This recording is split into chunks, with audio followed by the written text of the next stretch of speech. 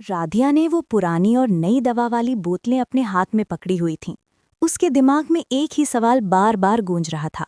अगर ये दोनों एक ही दवा हैं तो फिर इनमें से एक से इतनी तेज बदबू क्यों आ रही है? प्रतीम भैया से बात करने के बाद उसका शक पक्का यकीन बन चुका था कि नर्स जी ने माँ को कोई नुकसानदेह इंजेक्शन लगाया है। वो दबोचे हुए इंजेक्शन के डिब्बे को देख रही थी जब अचानक उसके कान में आवाज आई। ये आवाज नर्स जी के जूतों की थी जो कॉरिडोर से आ रही थी।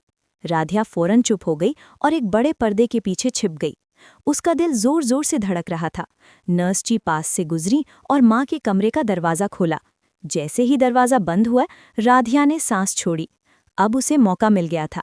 वो आहिस्ता से दरवाजे के पास गई और कान लगाकर सुनने लगी। अंदर से नर्स जी की आवाज़ आ रही थी।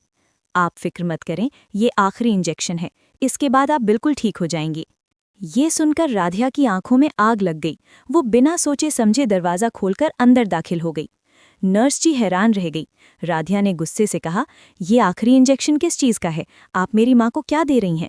नर्स जी के चेहरे पर एक पल के लिए घबराहट आई, मगर फिर उन्होंने खुद को संभाल लिया। तुम्हें क्या हक पहुँचता है यहाँ आकर मुझे रोकने का? मैं डॉक्टर के कहने पर दवा दे रही हूँ। राधिया ने अपने हाथ में छुपाई हुई पुरानी बोतल निकाली और नर्स के सामने कर दी। तो फिर ये बेकार दवा किसने दी थी? ये वही दवा है जो आपने कल इस्तेमाल की थी ना? नर्स जी की आंखें फैल गईं। उन्हें ये उम्मीद नहीं थी कि राधिया इस हद तक छानबीन कर लेगी। वो कुछ बोलती, उसी बीच दरवाज़ा खुला और प्रतीम वहां आ खड़ा हुआ। उसने सारा मंजर देख लिया था। उसने सीधा नर्स जी से पूछा, मैडम क्या मामला है, हमें सच बताइए। अब नर्स जी घेरे में आ चुकी थीं। उन्होंने एक गहरी सांस ली और बोली, ठीक है, मैं बताती हूँ, लेकिन ये सब सुनकर तुम्हें अफसोस होगा।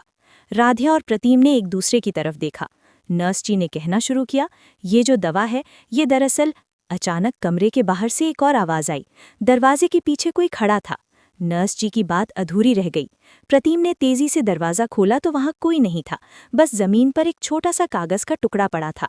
राधिया ने उसे उठाया। उस पर लिखा था, चुप रहो वरना तुम्हारी माँ को ज्यादा नुकसान होगा। अब सारा मामला और भी गंभीर हो गया था। जाहिर है नर्स जी अकेली नहीं थी, उनके पीछे कोई और था। लेकिन वो कौन था? और वो राधिया की माँ को नुकसान क्यों पहुंचाना चाहता था? राधिया ने प्रतीम की तरफ मायूस नज़रों से देखा। क्या वो अपनी माँ को बचा पाएंगी या फिर वो खतरनाक साजिश उन सबको निगल जाएगी?